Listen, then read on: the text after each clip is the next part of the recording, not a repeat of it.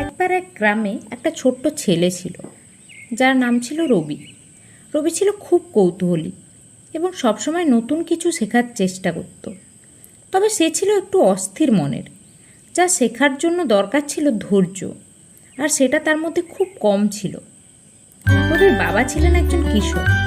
তিনি প্রতিদিন সকালে মাঠে যেতেন এবং সন্ধেবেলা ফিরে আসতেন, এবং কঠোর পরিশ্রমের মধ্যে তিনি জীবনযাপন করতেন। রবি তার বাবার সাথে মাঝে মাঝে মাঠে যেত। একদিন রবি তার বাবার সাথে মাঠে যেতে যেতে তার বাবাকে বলল, বাবা, আমি খুব তাড়াতাড়ি বড় হতে চাই।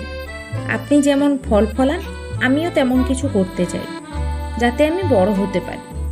রবির বাবা একটু হাসলেন এবং বললেন, তুমি যদি সত্যিই কিছু ফল ফলাতে চাও, তাহলে আমি তোমাকে একটি ছোট্ট কাজ দেব। তুমি এই বীজগুলো নাও এবং এগুলো গাছ হিসেবে বড় করো। রবি খুব খুশি হয়ে গেল এবং বীজগুলো নিয়ে নিল এবং সে তার নিজের হাতে বাড়ির বাগানে রোপণ করল।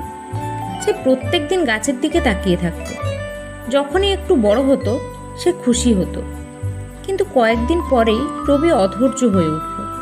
সে ভাবল, এই গাছগুলো তো বড়ই হচ্ছে না, আমি আরও দ্রুত ফল পেতে চাই। তখন রবি গাছের শিকড়গুলো ধরে টানতে শুরু করলো, যাতে তারা দ্রুত বড় হয়।